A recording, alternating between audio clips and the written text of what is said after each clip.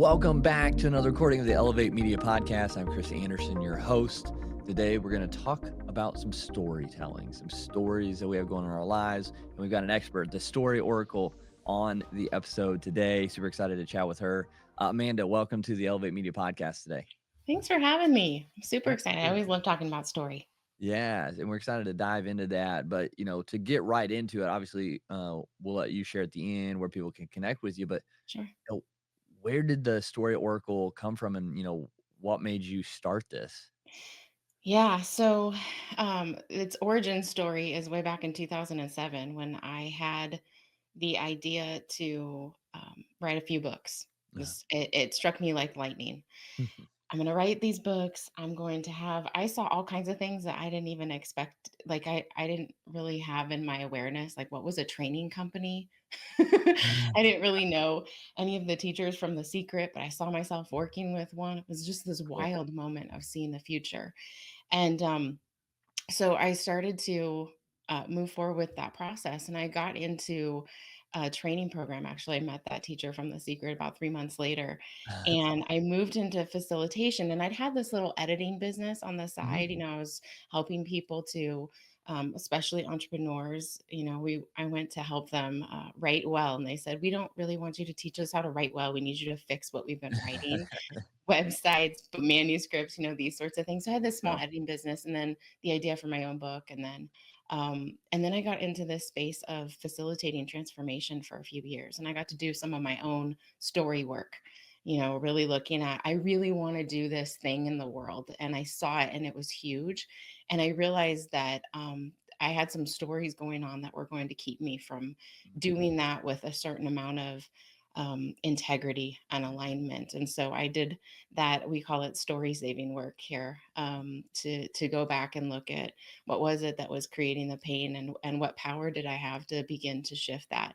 So then I started to help people get their books done. I didn't get my book done. Surprise. I was like a cobbler without shoes for many years. Right.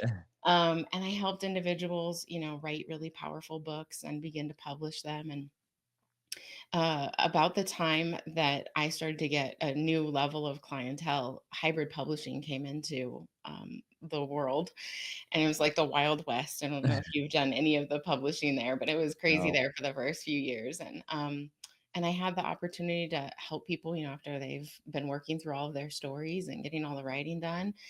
And so I was helping them self-publish, and then they wanted to hybrid publish. And I got a Mm. little peek into that industry, and I didn't like what I saw. It was very machine-like, and these Mm. people had been doing, like every entrepreneur, right? Like we're Right. doing it this mission based. Like I have a message that Yep. could change the world. It's such a heart-driven thing, and then you find yourself in a system that at every turn proves that it kind of doesn't care about you. Yeah. It's hard. And so my son stopped, he stopped me one day in the middle of a massive tantrum and said, "Why don't we just create our own?"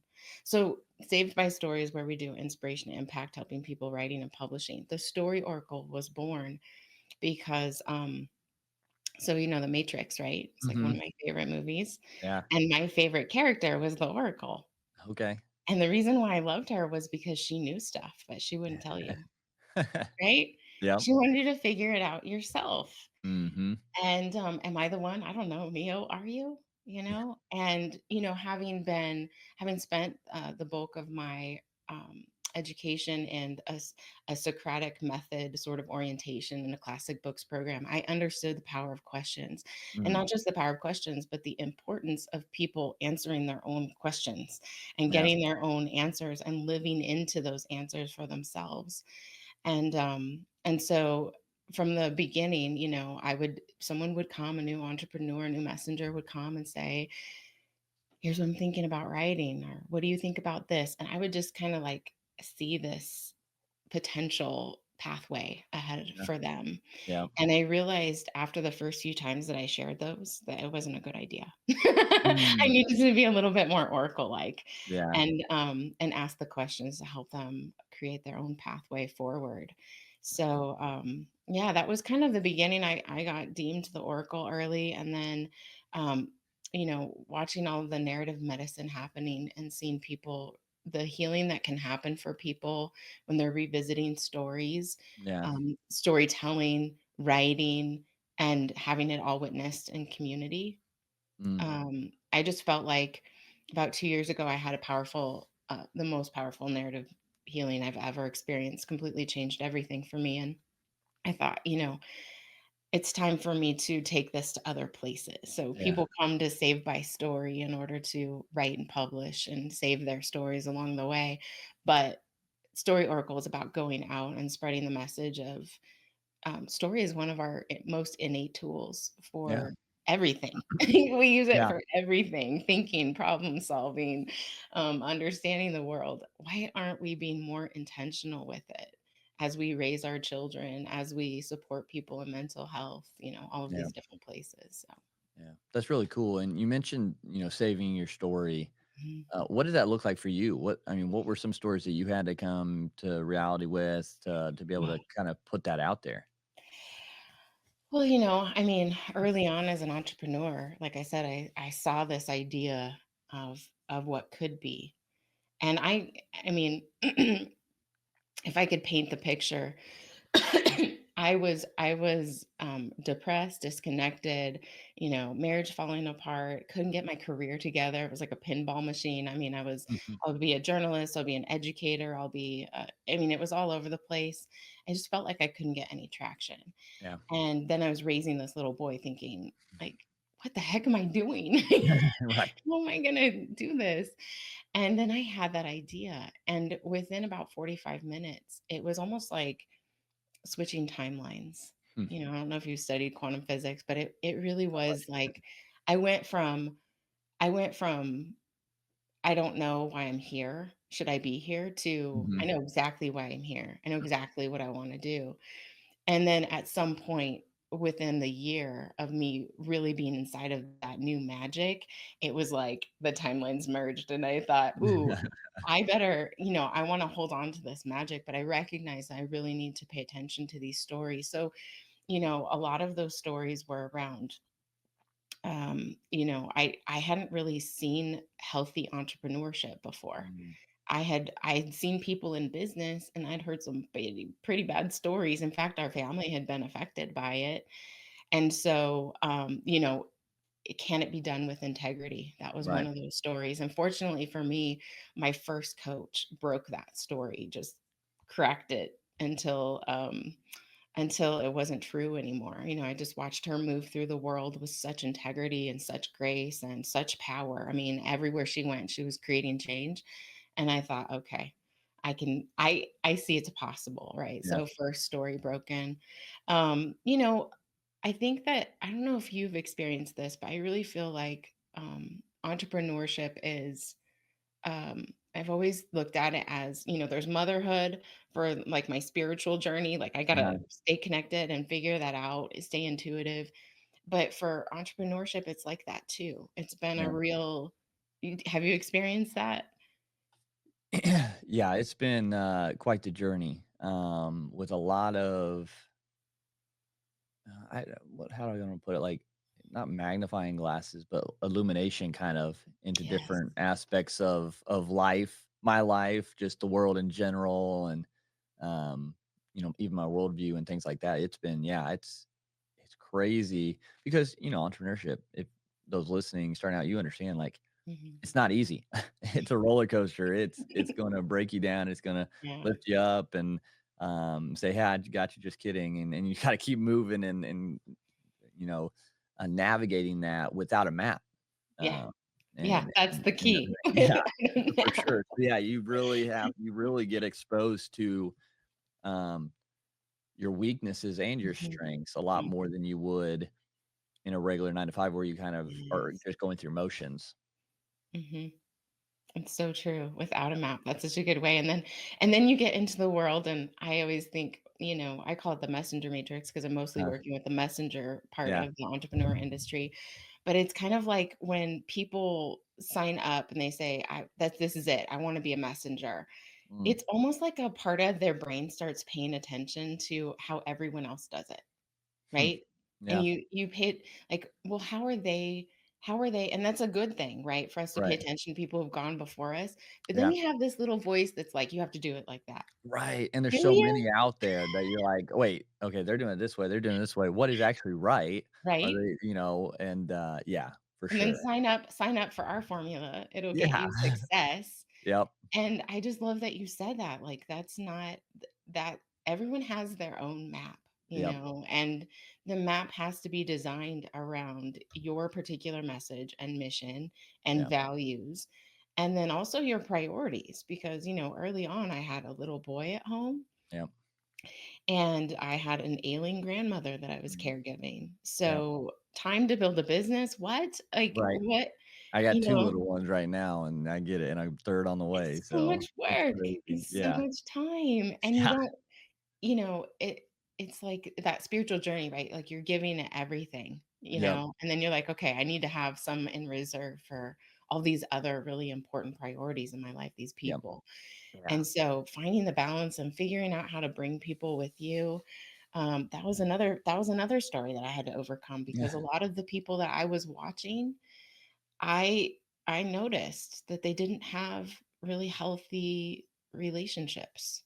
I got some of the Yep. behind the scenes, and with their partners or their kids, or they had health issues, you Yeah. know? It's crazy you bring that up because not really crazy because, like, when I first started entrepreneurship, so back in 2020, when I quit my job to figure out what business I was gonna start, I just did it. Um, it was all about the grind, all about the hustle. You gotta go, go, go, go, go, and I don't know if it's just where I was at the time seeing all that, and now it's like, "Oh, you have to have harmony, make sure you take time for yourself," and I'm like, "Listen, I don't know if I have, like, time for myself right now." Like, it goes and I think we don't talk about this enough, and, I'm guilty of it too, like, just the other I was up till 3 a.m. and then got up at 7 when the kids woke up. So, like, there are seasons Mhm. where, like, it just there has to be sacrifices along the Yes. way, and, like, kinda to your point, like, what Mhm. are those sacrifices gonna be? For me, it's not my kids, it's not my, Mhm. wife, like, those things I spend the most amount of time with as I can. And I also coach soccer, which is like Oh, a boy. volunteer thing. Yeah, middle school and high school. So you Uh, don't sleep much at all? no, and then and my kids are young, so, like, I don't wanna miss out as much as I Mhm. can on these years. I mean, 1.5 and 3 years old, and so it's like Yeah. my sleep is what I would rather sacrifice right now in the short term, and it's different for everybody. You just have to Mhm. understand what you're willing to sacrifice and why. Um, but yeah, it's just crazy. That's all I saw at the beginning was grind, grind, grind. Yeah. Now it's, have the harmony, take care of yourself, do all this. And it's like I think it's because I'm listening to a lot of people who are way more farther along, who have that luxury now after the work they put in. And so I always have to remind myself that I'm like, they are like chapters and chapters and chapters ahead in their story Yes, than me. yes. I'm gonna get there, but if I Mhm. did that, I probably wanna get there as fast because, like, I've got to just put more time into the Mhm. business, and sometimes people who wanna start a business, they don't Yeah. realize, It's you so much know, work. you're quitting a 9 to 5 to do a 24/7, Yes. basically, and Yes. so, yeah, Yeah. there's I mean, so many that ways that out there. thing that business is talking to you while you're sleeping. It's, Mhm. it's like having another relationship, which is why, that sacrifice thing becomes really scary when you do have a family, Yeah, because this vision, especially when it's like, I'm gonna change the world sort of yeah, vision, it feels really important, and it is. yeah, And yet having that whole picture view, your kids are little, and that's a trick. yeah, But, as they get older, one of the things that I loved was that my son was very entrepreneurial. Like at that's 3 and awesome. 4, he was Yeah, already gaming the garage sale, like he nice, was yeah, like charging a little bit more than I put on the sticker, and yeah. he was just this guy, beat me at Monopoly when he was 4, Nice, And so, and he was always curious, like, what are you doing? yep, What are you doing on your computer during the day? And so I got to tell him a little bit about it and enroll him in the vision. And yep, he was rooting for me. And that awesome, mattered a lot, because there were people in my life that didn't believe in me. There were people right, in my life who were frustrated about the time that I had to put in and the sacrifices I was making. And it was just so nice to have that one little ally with that voice. And he would have the best ideas, when I was Mhm. um, running toward bestseller with my first book. And I had this strategy for giving a lot of content in exchange for people purchasing volumes of books. And and he was like, "Mom, if you're gonna sell 20 at a time, why not sell 50?" And I like almost had to pull the car over on the side of the road. What are you talking about? Right. Who would do that? People who know 50 parents, like Yeah. mom organizations. And I just met a bunch of them. He coached me through the entire thing. So, this idea of I think there are opportunities to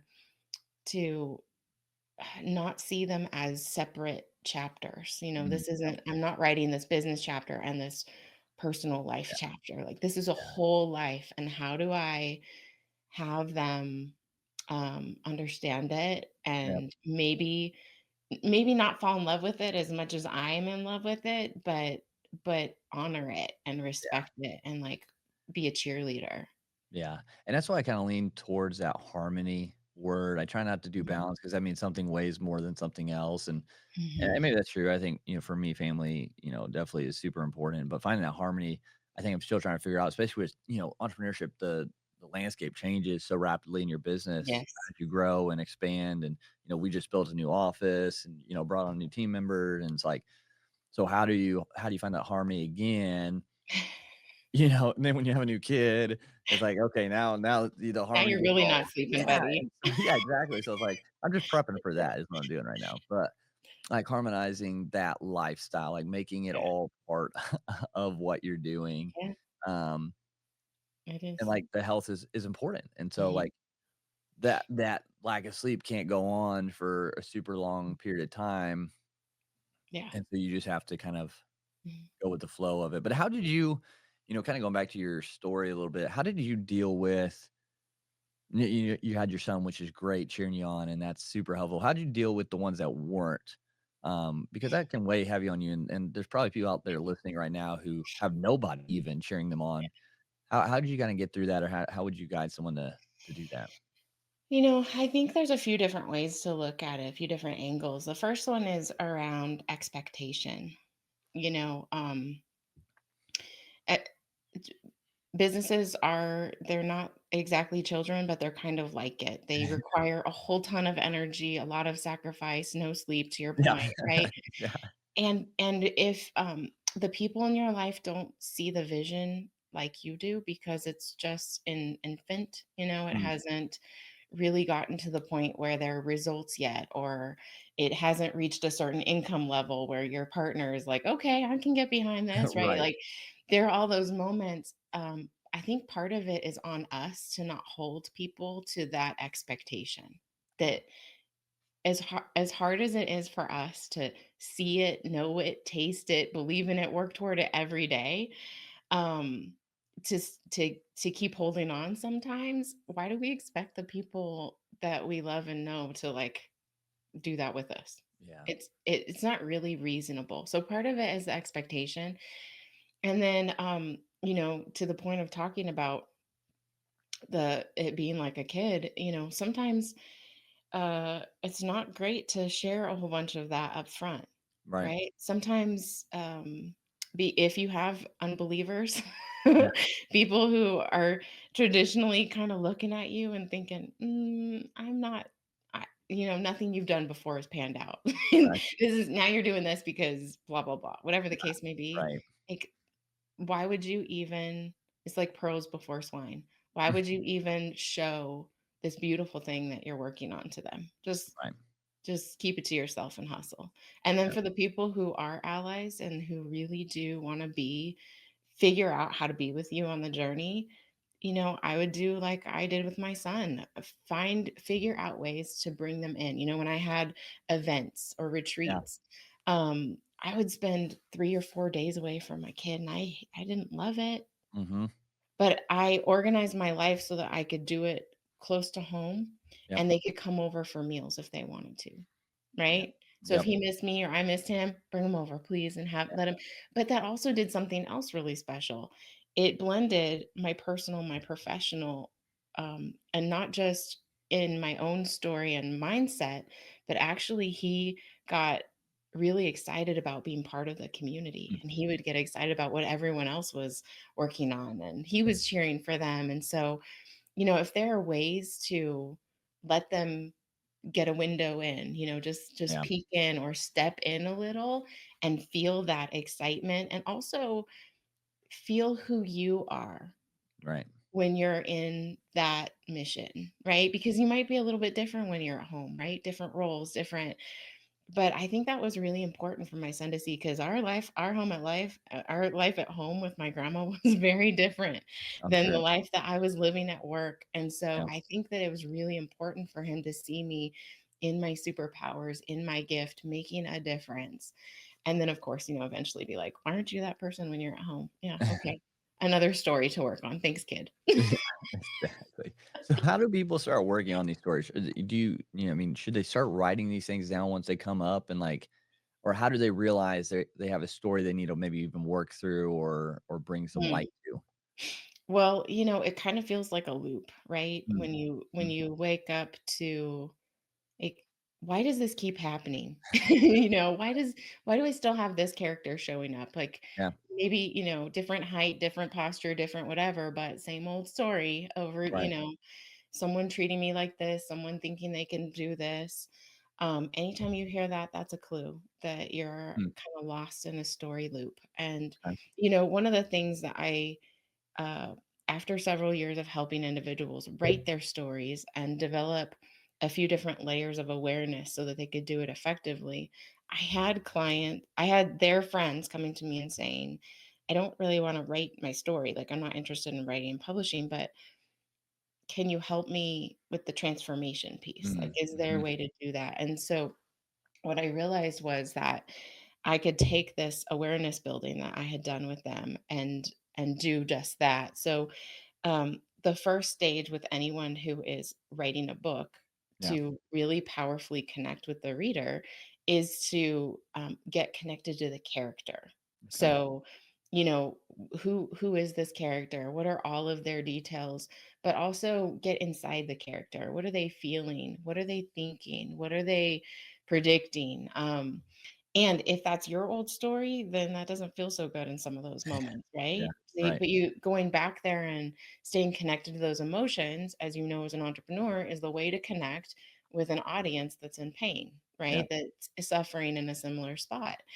So they would, dive into one of those moments thinking, why'd I hire this chick? And then come back up for air, having survived it. And then it would be looking at, how did you move from this moment to that moment? Well, that's mm, more of a narrator perspective, right? okay, yeah, It's more above the story, where you're kind of watching all of these um, moments happen and looking at the patterns and being more able to predict than the character can with the limited amount of information. right, So by the time they'd get about 60 to 70% through the writing, they would have this moment where they would call me and they'd say, this thing I've been complaining about in every coaching session, like this relationship or this situation that keeps it's on loop, right? And it's interrupting my mission. yeah, I say, yeah. And I say, do you think that's because every time in my story that I should say yes, I say no?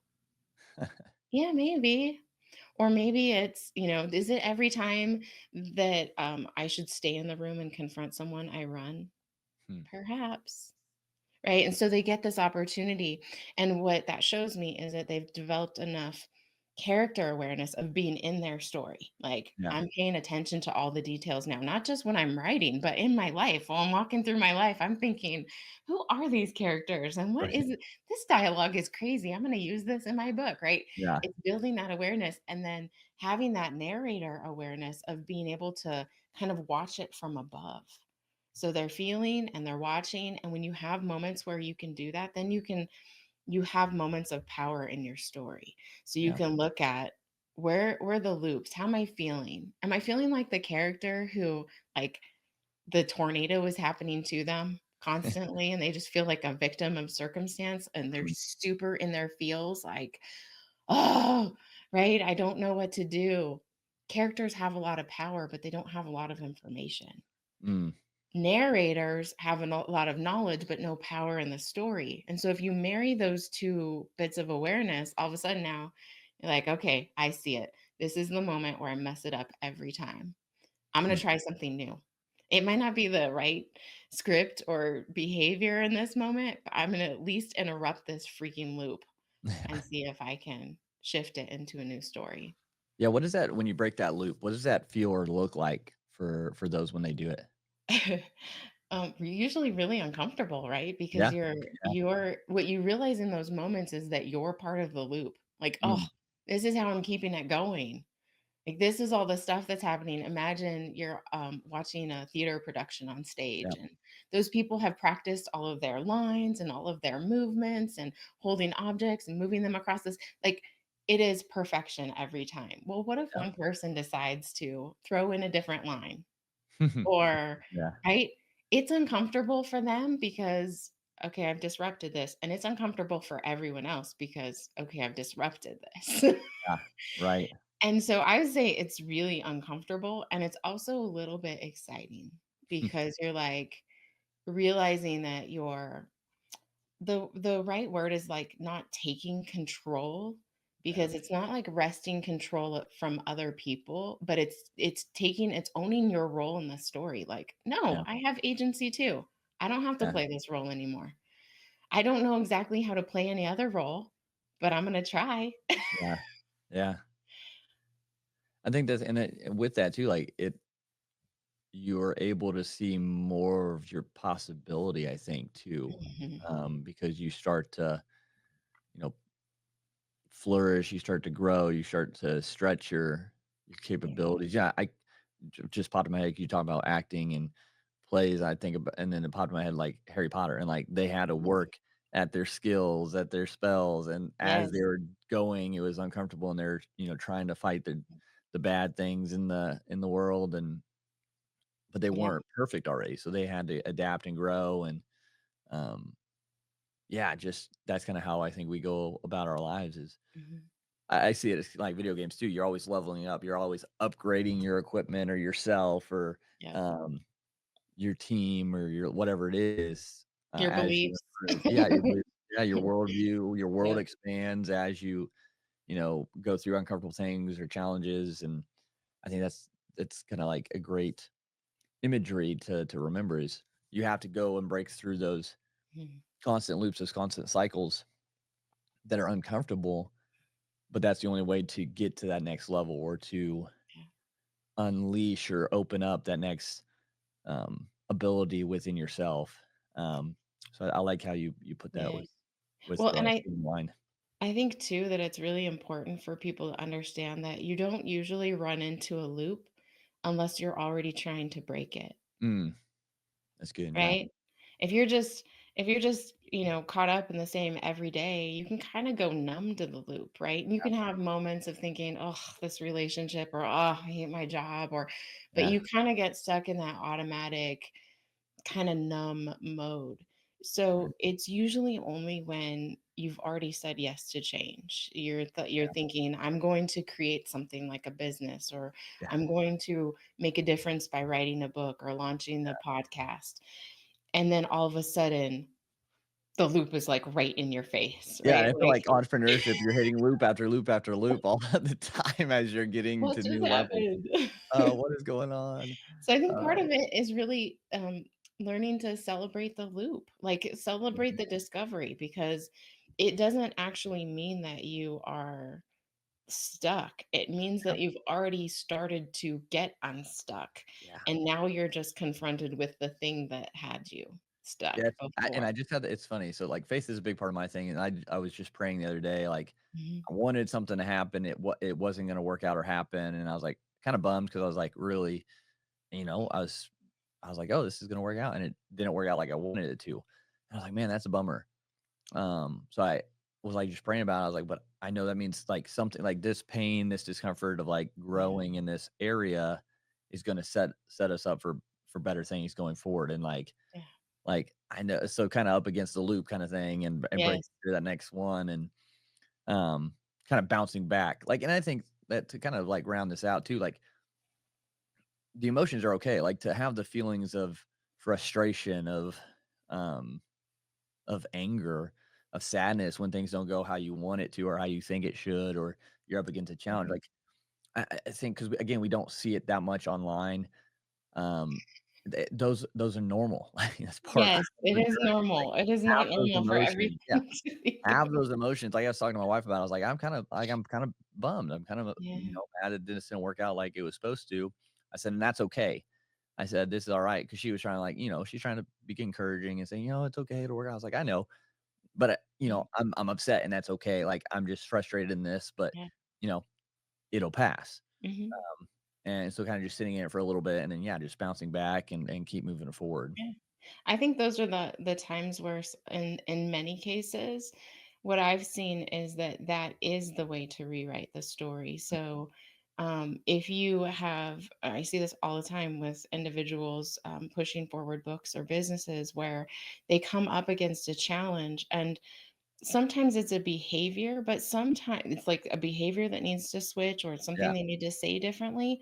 But sometimes it's that they just need to feel that crap for the first time in their whole life Yeah. or since that trauma happened. Right. And sometimes that is the way to unblock the thing that is stuck, Yep. is by finally throwing the tantrum, Yeah. not Yeah. committing to it being your role or Right. your character in the story. Like, I'm not gonna be this resentful person, Yeah. but I'm gonna give myself a day to freaking tantrum about this because this Yeah. wasn't right. This, Yeah, and I used to be like, I would just keep it all in. Like, I would just be like, "No, yeah, it's all good, me everything's too. good," that like toxic positivity you hear about and things. I was like, "No, Ugh, it's all good, like, mhm, I'm good, everything's good." mhm. But I'm like, "No, like, if I'm angry, if I'm mad, if I'm upset, like, I'm just gonna like, it is what it is, like, in this moment, but I'm just gonna work through that quicker now, and Yes. I won't have these breakdowns of just carrying all this Mhm. stress or, Yeah. emotional kind of weight because I'm just going to get rid of it quicker. And so that's been a big change in this journey for me and realizing it's okay now. And that's why I say that because like for me, it wasn't okay early on to show that emotion, like to Right. have any of it. It was like, nope, good, positive. And now it's like, no, like I'm pissed, I'm mad, frustrated, but this too will pass. Like, Yep. so Yeah, absolutely. I think that's super healthy and super important, and, yeah. Yeah, one of the things that you reminded me of is the book that I co-authored with a bunch of my clients. It's called You Can't Make This Story Up.